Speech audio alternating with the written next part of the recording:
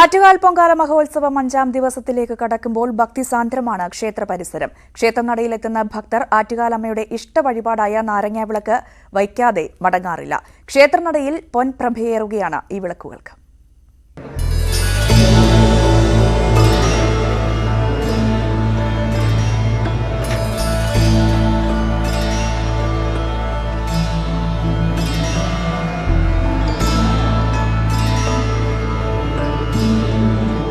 നാരങ്ങമാലയും നാരങ്ങവിളക്കും ആറ്റുകാലമ്മയ്ക്ക് ഏറെ പ്രിയപ്പെട്ടതാണെന്നാണ് ഭക്തരുടെ വിശ്വാസം.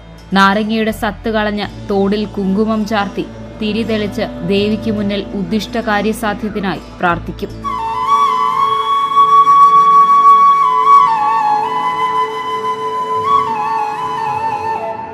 ഇഷ്ടവഴിപാടർപ്പിച്ച് ദേവിക്ക് മുന്നിൽ മനം നൊന്ത് പ്രാർത്ഥിക്കുമ്പോൾ ആറ്റുകാലമ്മ അനുഗ്രഹിക്കുമെന്നാണ് വിശ്വാസം.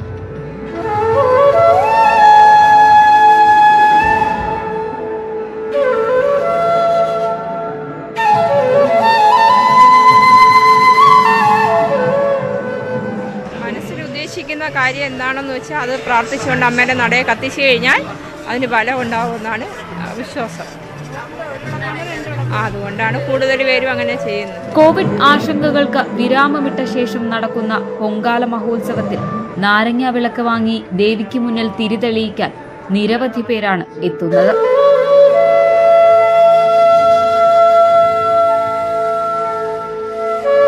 എല്ലാ വർഷവും അങ്ങനെയാണ്. കഴിഞ്ഞ 2 വർഷം കോവിഡ് സംബന്ധിച്ചില്ല.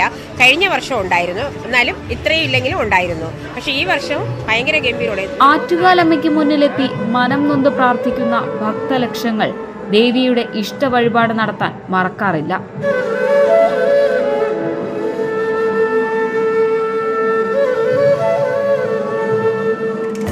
കുരുന്നുകളും മുതിർന്നവരും വ്യത്യാസമില്ലാതെ നാരങ്ങാവിളക്ക് കത്തിച്ചു മടങ്ങുന്നു.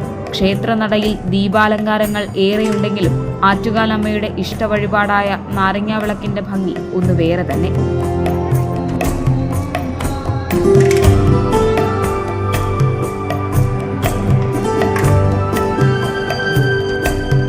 ന്യൂസ് 18 തിരുവനന്തപുരം. ചരിത്രപ്രസിദ്ധമായ ചിറയൻകീഴ് ശാർഖരദേവി ക്ഷേത്രത്തിലേക്ക്